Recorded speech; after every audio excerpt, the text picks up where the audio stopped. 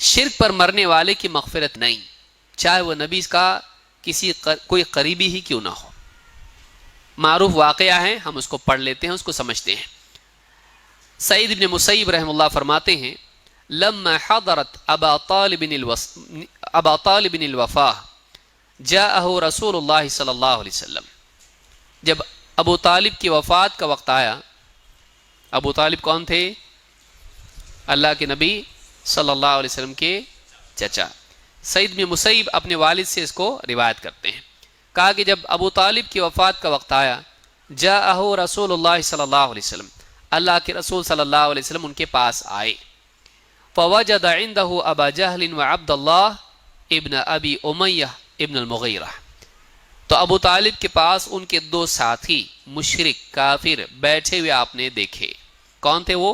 ابو جہل اور عبداللہ ابن ابی امیہ۔ فقال رسول اللہ صلی اللہ علیہ وسلم یا عم، آپ نے کہا اے چچا، قل لا الہ الا اللہ، لا الہ الا اللہ کا اقرار کر لو، کلمۃ اشہد لک بہا عند اللہ، اس کلمے کا اقرار کرو کہ میں قیامت کے دن اس کلمے کی بنیاد پر آپ کی سفارش کر سکوں، آپ کے حق میں اللہ کے ہاں قیامت کے دن گواہی دے سکوں۔ اشہد لک، میں آپ کا گواہ ہو جاؤں کہ آپ نے زندگی بھر چاہے شرک کیا ہو، آخری وقت میں آپ نے کلمہ پڑھا تھا، توحید قبول کی تھی۔ معلوم ہے کہ آخری وقت میں بھی اگر آدمی توحید کا اہتمام کر لے، زندگی بھر کا شرک معاف ہے۔ فقال ابو جہل و عبداللہ ابن ابی امیہ، دونوں ساتھی غلط دوست، انہوں نے کیا کہا؟ انہوں نے کہا یا ابا طالب اترغب عن ملت عبد المطلب، کہا اے ابو طالب، اپنے باپ عبد المطلب کے دین سے تم پھر جاؤ گے؟ باپ دادا کا دین، دلیل کیا ہے؟ باپ دادا کا دین چھوڑ دو گے؟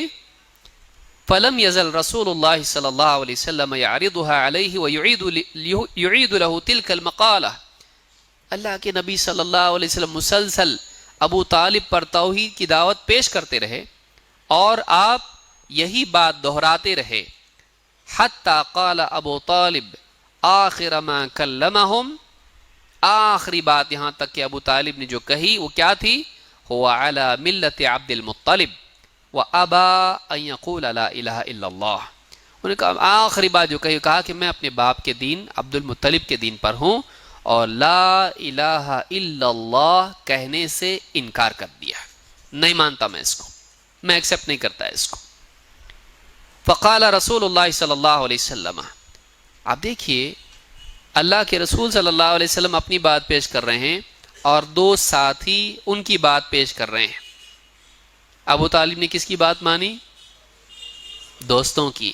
علماء نے کہا دیکھو بری سنگت کا یہ نقصان ہوتا ہے، برے دوست آخری وقت میں ڈبو دیتے ہیں، کتنا بڑا نقصان ہے۔ لہٰذا انسان کو اپنی صحبت صحیح رکھنا چاہیے، انسان کو وہ ہلاک کر دیتے ہیں۔ اور انہوں نے نہیں تسلیم کیا، اور اسی طرح سے باپ دادا کے دین کی پیروی کا زعم کہ میں باپ دادا کے دین کو نہیں چھوڑ سکتا ہے، اس نے ان کو تباہ کر دیا ہے۔ اندھی تقلید ہے، اندھی تقلید نے تباہ کر دیا ہے۔ دو چیزیں ہیں، بری صحبت اور اندھی تقلید۔ اللہ کے رسول صلی اللہ علیہ وسلم نے ان کی وفات پہ کہا، فقال رسول اللہ صلی اللہ علیہ وسلم اما واللہ لأستغفرن لك ما لم انہ عنک، کہا کہ میں آپ کے لیے اے چچا میں تمہارے لیے مغفرت کی دعا کرتا رہوں گا یہاں تک کہ مجھے اس سے منع کر دیا جائے۔ فانزل اللہ عز وجل، اس پر اللہ نے آیت نازل کی۔ کیا آیت ہے وہ؟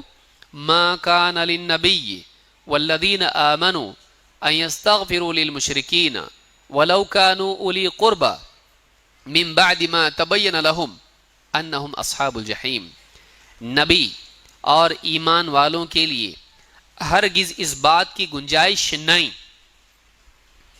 کہ وہ مشرکین کے لیے مغفرت کی دعا کریں، چاہے وہ ان کے قریبی رشتہ دار ہی کیوں نہ ہو۔ من بعد ما تبین لهم انہم اصحاب الجحیم، جبکہ یہ صاف واضح ہو چکا ہو کہ جہنمی ہیں۔ جب ان کا جہنمی ہونا معلوم ہو گیا ہے، اب ان کے لیے مغفرت کی دعا نہیں کر سکتے ہیں۔ جہنمی ہونا کیسے معلوم ہوتا؟ وحی کے ذریعے سے۔ تو جب معلوم ہو چکا ہو کہ یہ جہنمی ہیں تو ان کے لیے مغفرت کی دعا نہیں ہو سکتی ہے۔ وَأَنزَلَ اللَّهُ تَعَالَى فِي أَبِي طَالِبٍ فَقَالَ لِرَسُولِ اللَّهِ صلی اللہ علیہ وسلم، اور اللہ تعالیٰ نے ابو طالب کے بارے میں اللہ کے رسول صلی اللہ علیہ وسلم سے خطاب کرتے ہوئے آیت نازل کی، إِنَّكَ لَا تَهْدِي مَنْ أَحْبَبْتَ وَلَكِنَّ اللَّهَ يَهْدِي مَنْ يَشَاءُ وَهُوَ أَعْلَمُ بِالْمُهْتَدِينَ۔ اے نبی، آپ جسے چاہو اسے ہدایت دے دو، ایسا نہیں ہے، بلکہ اللہ جسے پسند کرے اللہ اس کو ہدایت دیتا ہے، اور اللہ کو خوب معلوم ہے کون ہدایت کے لائق ہیں، کون ہدایت والے ہیں، اللہ کو معلوم ہے۔ اللہ کو کسی کے بتانے کی ضرورت نہیں کہ اس کو ہدایت ملنا چاہیے، اس کو ملنا چاہیے۔ اللہ خوب جانتا ہے کون ہدایت کے لائق ہیں۔ آپ چاہو کہ اس کو ہدایت مل جائے، نہیں، اللہ جس کو چاہے گا ہدایت دے گا۔ معلوم یہ ہوا کہ ہدایت نبی کے ہاتھ میں بھی نہیں ہوتی ہے۔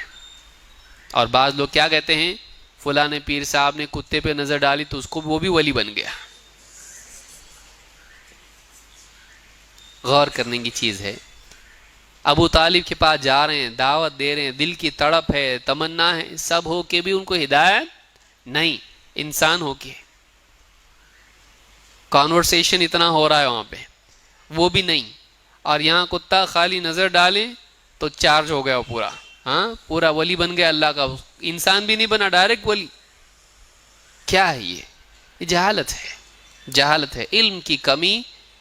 جس انسان کے اندر جہالت ہو اس کو دشمن کی ضرورت نہیں، دھکا دینے کی ضرورت نہیں، وہ خود کودتا، دوسروں کو بولتا تم لوگ بھی آؤ، خود پہاڑ پہ سے کودتا ہو۔